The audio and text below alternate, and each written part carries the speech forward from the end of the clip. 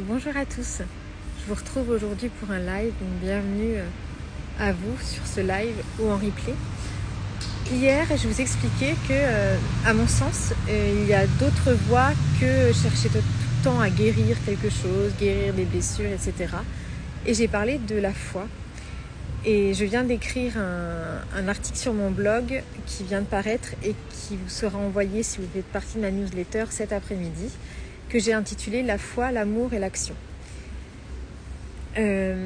Hier, l'une d'entre vous m'a envoyé un message en me disant « Mais comment faire pour ceux qui n'ont pas la foi ?» En fait, pour moi, la foi, c'est se fier à, étymologiquement, c'est avoir confiance en quelque chose. Donc c'est lié à la croyance, au fait de croire. Et je refuse de penser que tout être humain ne croit pas en quelque chose. Ça peut être croire en la nature humaine, croire en la nature, croire en la science, on croit forcément en quelque chose. Croire en soi, croire en l'autre. On a forcément confiance en quelque chose. Donc confiance en soi, confiance en l'autre, confiance en plus grand que soi, confiance en la science, confiance en les mathématiques, confiance en la nature. Voilà. On a forcément quelque chose en lequel on croit. Donc la foi, elle vient de ce en quoi on croit, ce en quoi on a confiance. Donc tout le monde a confiance en quelque chose. Que ce soit Dieu, la vie, l'univers, peu importe la nature, peu importe ce que c'est. Dans cet article de blog que vous recevrez sur ma newsletter si vous en faites partie, et si vous n'en faites pas partie, n'hésitez pas à vous abonner. Eh bien, j'explique que je l'ai intitulé « Comment faire face aux défis de la vie quotidienne » ou « Comment ne pas réagir aux problèmes de la vie quotidienne ». Quand un problème s'impose à nous, on a souvent tendance, nous, êtres humains, à surréagir. Donc, quand on réagit, j'ai déjà expliqué, quand on réagit, on n'est pas seulement dans l'action raisonnée, on est dans quelque chose qui est purement inconscient, qui est lié à tout ce que l'on a intégré dans notre enfance, dans notre éducation. Si nos parents réagissaient à quelque chose, on aura tendance, nous aussi, à réagir à cette chose. Je ne sais pas si on reçoit une facture, si vous avez vu vos parents réagir à cette facture, vous aurez tendance à réagir de la même façon. Si je sais pas, un automobiliste se comporte mal devant vous, vous aurez aussi tendance à réagir face à lui. Vous savez, je suis dans un parc, il y a du bruit. Ce que je veux dire par là, c'est que souvent, ce que je découvre, ce que je comprends ces derniers temps, c'est que souvent, quand on réagit, on le fait à partir d'une émotion. Je ne parlerai pas d'émotion positive ou négative, mais d'une émotion qui n'est pas forcément la plus appropriée, qui peut être une émotion de colère, de peur ou de tristesse. Quand on réagit, c'est que... Salut Vol de Nuit, salut Laurent, je suis contente que tu sois là, Alexandra, parce que justement je répondais à ta question d'hier. Comment faire quand on n'a pas la foi? Tu regarderas en début de la vidéo. Et en fait, quand on réagit à partir d'une émotion qui est la colère, la tristesse, la peur, eh bien, on oublie deux composantes pour moi. On oublie la foi, croire en quelque chose, avoir confiance en quelque chose, qui nous permet d'avoir comme une certaine sécurité à l'intérieur de nous. Et on oublie l'amour. Parce que si je suis amour et si j'ai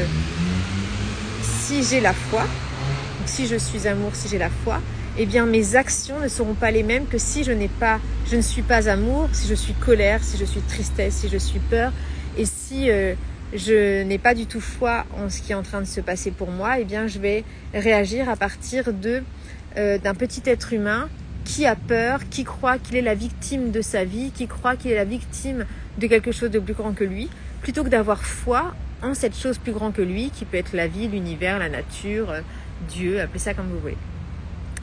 Et je me disais, imaginez, vous êtes face à un problème aujourd'hui, on a tous des petits défis de la vie, imaginez, il y a quelque chose qui vous turlupine en ce moment. Imaginez que plutôt que d'être dans la peur, dans la tristesse, dans la colère, eh bien vous réagissez, vous agissez de façon consciente à partir de la foi, la confiance, croire en quelque chose qui vous soutient, donc la confiance, la foi et l'amour. La foi et l'amour.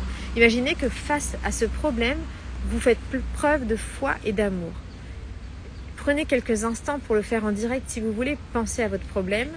Imaginez que vous le regardez avec les yeux de l'amour et de la foi. Et regardez ce qui se passe. Eh bien, vous n'êtes plus dans la colère, vous n'êtes plus dans le ressentiment, vous n'êtes plus dans la peur, vous n'avez plus le sentiment d'être la victime de votre vie. Vous avez l'impression, rien qu'en faisant ça, de reprendre votre pouvoir personnel. En tout cas, moi, c'est l'effet que ça me fait.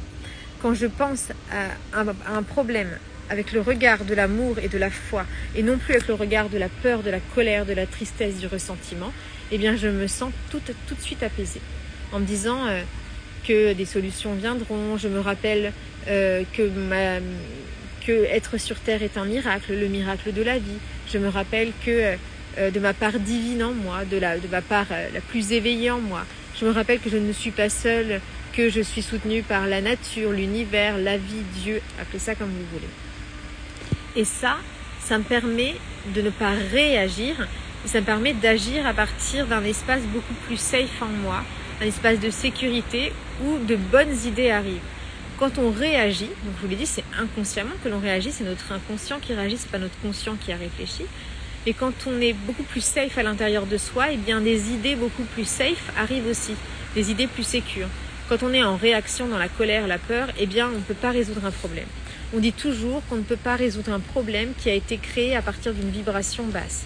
Si votre problème est apparu à partir d'une vibration de tristesse, de colère, de peur, eh bien vous ne pourrez pas le régler à partir de ça. Il vous faut vous rappeler de la part divine en vous. Alors je ne sais pas si ça peut paraître très religieux ce que je dis, mais peu importe, la part miraculeuse en vous, la part la plus éveillée en vous, pour trouver, laisser descendre des réponses, des idées. Et prenez le temps là de regarder encore une fois votre problème avec les yeux de la foi et de l'amour et laissez venir les idées. Alors vous les aurez peut-être pas dans les 5 minutes, mais vous allez les avoir dans la journée, c'est sûr, je vous le garantis, que si vous regardez votre problème avec les yeux de la foi et de l'amour, d'autres solutions apparaîtront, vraiment. Et ce que je voulais vous dire par rapport à ça, donc je l'ai appelé, cet article de blog, n'hésitez pas à aller le voir, je l'ai appelé, tout est dans ma bio si vous voulez, même pour être dans ma newsletter si vous voulez. Eh bien, je l'ai appelé la foi, l'amour et l'action. Parce qu'il y a la foi, croire en plus grand que soi, en autre chose que soi. Mais croire en plus grand que soi, c'est croire en soi. Puisque si je crois en la nature, en Dieu, en la vie, c'est que je crois, que je me rappelle du divin en moi, je me reconnecte à ma part divine, donc à ma capacité à être protégée, à agir de la bonne façon. Donc croire en quelque chose de soi, ça renvoie à croire en soi. C'est pour ça que dans l'article, je vous explique que rien n'est à l'extérieur, que quand on croit en plus grand que soi, finalement, on croit en soi. Et l'amour, parce que quand on regarde les choses avec les yeux de l'amour, on n'est pas dans le jugement, on n'est pas dans la peur, on n'est pas dans l'angoisse, on n'est pas dans la tristesse, dans l'anxiété, etc.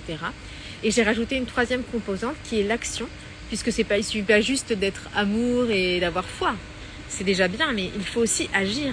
Mais agir, non pas réagir à partir de nos blessures inconscientes, mais agir en fonction des idées que l'on aura quand on aura su se reconnecter à notre foi et à notre amour.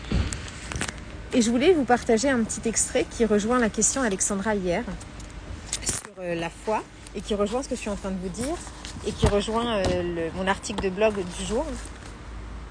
C'est donc toujours dans ce livre que j'adore, qui est le livre de Paulo Coelho, Le Don Suprême, que j'ai découvert par hasard. Alors j'ai mis dans mon article, c'est pas par hasard, c'est par miracle. Je suis tombée sur ce livre, il n'y a pas de hasard. Il dit, souvenez-vous des mots de Goethe. Le talent se développe dans la retraite, donc dans le retrait. Le caractère se forme dans le tumulte du monde. Donc pour lui, le talent se déploie dans la solitude, dans la prière, dans la foi, dans la méditation, dans la clairvoyance. Alors vous pouvez ajouter dans l'écriture, dans la promenade solitaire, dans le jardinage, dans la cuisine, enfin tout ce qui vous permet de vous offrir un moment avec vous-même. Mais le caractère ne peut s'affirmer que si nous faisons partie du monde, car c'est en évoluant dans le monde que nous apprenons à aimer. Et je trouve ça juste, moi ce que ça m'inspire ce texte, c'est que effectivement il faut être dans l'amour et dans la foi pour résoudre une situation, pour ne pas être en réaction. Mais à la fois, si on n'agit pas, il ne se passera rien. Si je regarde mon problème avec les yeux de l'amour et de la foi, alors certes, je serai moins anxieux, etc. Mais s'il y a des idées, des solutions qui me viennent, mais que je ne les mets pas en pratique, il ne se passera rien. Par exemple, si je reprends l'exemple de la facture, ça parle à tout le monde la facture. Prenons un exemple d'une facture qui vous mettrait en réaction. Vous le regardez à nouveau avec les yeux de l'amour et de la foi. Vous allez avoir des idées qui vont venir. Tiens, tu pourrais demander de l'aide à un tel. Tiens, tu pourrais demander un échéancier. Tiens, tu pourrais appeler le créancier pour lui dire pour vous mettre d'accord sur un échéancier. Tu pourrais écrire une lettre pour expliquer ta situation. Mais si toutes ces idées joyeuses que vous recevez à partir de la joie et de l'amour, vous ne les mettez pas en pratique, il ne se passera rien. Donc à un moment donné, vous risquez de quitter la foi et l'amour pour retrouver les réactions parce que la situation n'aura pas changé. Donc c'est vraiment regarder les situations d'un regard d'amour et de foi, laisser venir les idées que cela va vous inspirer, cette nouvelle posture qui n'est pas en réaction, et mettre en pratique les idées que vous recevrez, que vous aurez à ce moment-là, qui vont paraître des idées toutes simples, hein. C'est pas des grandes idées, voilà, mais c'est des idées qui seront beaucoup plus saines et beaucoup plus safe que le premier espace du début. Voilà ce que je voulais vous dire aujourd'hui. N'hésitez pas à aller voir mon article de blog où je vous explique un petit peu tout ça plus en détail, en racontant un petit peu des histoires sur ce que j'ai vécu ces derniers jours. Et je vous retrouve demain pour un autre partage. Je vous remercie pour votre écoute et n'hésitez pas à liker, partager, commenter si vous le souhaitez. Je vous souhaite une très belle journée et je vous dis à demain.